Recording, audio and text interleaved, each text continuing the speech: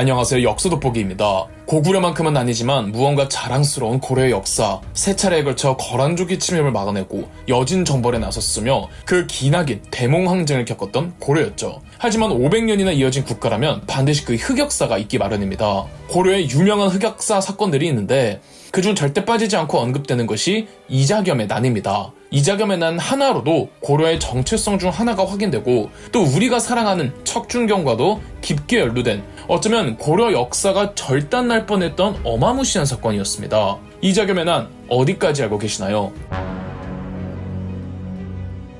이자겸의 난은 고려의 정체성 중 하나가 확인된다고 말씀드렸습니다. 여기서 말하는 고려의 정체성은 바로 귀족입니다. 고려는 귀족 중심의 국가였다고 평가합니다. 고려를 건국한 집단은 전국의 호족들이었지만 이들이 고려 국왕들의 왕권 강화에 갈리거나 고려 국왕들의 중앙 집권화 개혁에 필터링되면서 안착하게 된 집단이 바로 문벌 귀족입니다. 문벌 귀족이란 나 혼자 귀족이라는 것이 아닌 가문 전체가 귀족의 특권을 대대로 누리며 그리고 그 귀족 가문끼리도 혼인을 통해 연동되면서 그 기득권을 아주 공고히 하던 지배체제를 말합니다. 고려 중기 가장 권력이 강했던 문벌 귀족 가문이 인주이씨 집안이었습니다. 인주이씨의 집권은 이자연으로부터 시작합니다. 11대왕 문종의 제2비 인예왕 후 이씨가 이자연의 딸이었고 문종의 후궁이었던 인경현비와 인절현비도 이자연의 딸들로 이자연은 무려 3딸을 모두 문종과 결혼시켰죠. 이 중 인예왕 후 이씨의 아들 모두 12대왕 순종, 13대왕 선종, 15대왕 숙종으로 즉위하면서 이자연은 무려 세 국왕의 외할아버지가 됐죠. 이자연은 때로는 왕의 장인어른으로, 때로는 왕의 외할아버지로 막강한 권세를 누렸습니다. 이자연의 아들들도 거의 모두 자기 딸을 왕비 혹은 후궁으로 시집보냈습니다. 12대왕 순종의 후궁 장경궁주는 이자연의 아들 이호의 딸이고 13대왕 선종의 왕비 사숙황후는 이자연의 아들 이석의 딸이죠. 13대왕 선종의 후궁 중 정신현비는 이자연의 조카 이예의 딸, 원신궁주는 이자연의 아들 이정의 딸이었습니다. 왕실과 중첩적 혼인으로 인주이씨는 당대 최고 권력을 누릴 수 있었죠. 이런 게 문벌 귀족입니다. 하지만 15대 왕이 되는 숙종은 왕으로 등극하는 과정에서 이자연의 손자 이자이를 제거하였습니다. 그래서 15대 왕 숙종과 16대 왕 예종 때는 인주씨의 권세가 그다지 강하지는 않았죠. 다만 16대 왕 예종 때는 이자이의 사촌 형제였던 이자겸이 중용되며 조금씩 인주이씨의 권세를 회복했습니다. 하지만 절대 예전만큼은 아니었습니다. 왜냐하면 16대 왕 예종에게는 더 권력이 강한 한한인 등의 측근들이 있었고 또 예종은 대대적인 여진 정벌을 단행하면서 권력을 독차지할 수 있는 권신이 나올 수 있는 배경이 안 됐습니다. 그래서 이자겸의 권세가 그렇게까지 대단하지는 않았고 그래서 인주이씨를 예종이 얕봤던 걸까요? 예종은 이자겸의 딸 순덕왕후와 혼인하여 이자겸을 다시 왕의 장인어른으로 삼습니다. 다만 이자겸은 계속 세력을 확장해 나가야 했기에 자신의 일파를 더 키웁니다. 이자겸의 레이더에 걸린 이는 여진 정벌에서 대활약한 후 출세, 고공행진을 하던 척준경이었습니다. 척준경의 신분은 별 볼 일 없을지언정 척준경의 인기는 꽤 쓸만했죠. 이자겸은 제 아들과 척준경의 딸을 혼인시켜 사돈 관계를 맺었습니다.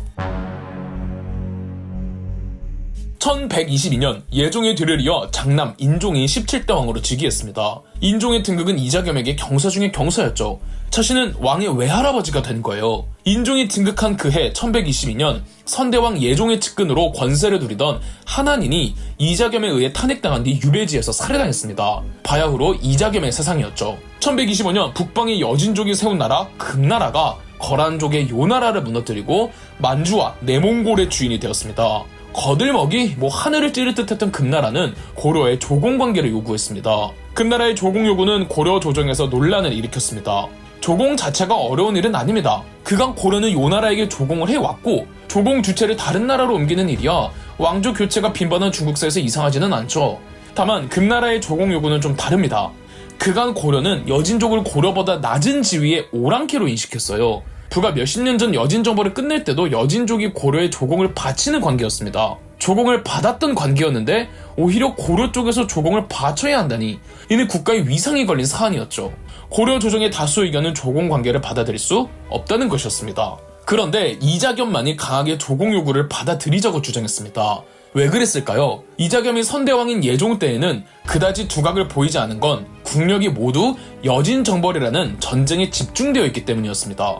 승패를 떠나 전쟁이 일어나면 국가에 대대적인 변화가 생기는 법입니다. 그리고 공을 세우는 이들이 등장할 테고 이자겸을 견제할 수 있는 세력이 형성되겠죠. 이자겸은 자신의 기득권이 흔들릴 것을 우려하여 전쟁을 최대한 꺼리는 방향을 원했죠. 여기에 척준경까지 나서서 이자겸의 의견에 동조했습니다. 그런데 이상하지 않습니까? 척준경은 여진정벌 때 혼자서 무쌍을 찍으며 전설을 남긴 여진정벌의 영웅이었습니다. 그런 척준경이 금나라와 조공관계를 받아들인다? 그래서 척준경이 왜 이때 금나라와 조공관계를 받아들이자고 했는지는 정확히 그 내막과 진심을 알기는 어렵습니다. 어쨌든 이자겸과 척준경이 조공관계를 원하는데 뭐 어쩝니까? 따라야지. 이자겸의 세상은 끝을 몰랐습니다. 아주 거만했죠. 고려사절호의 기록을 보면 이렇습니다.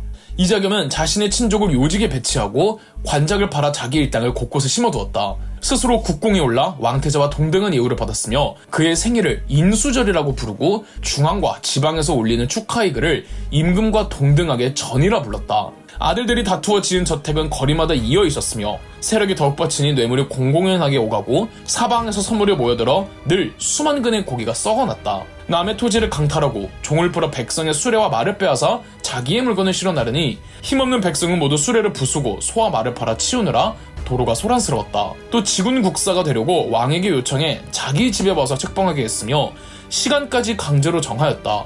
그 일이 이루어지지는 않았으나 그 후로 왕은 이자겸을 몹시 싫어하게 되었다. 이자겸의 기고만장함을 인종은 더 이상 참지 못했습니다.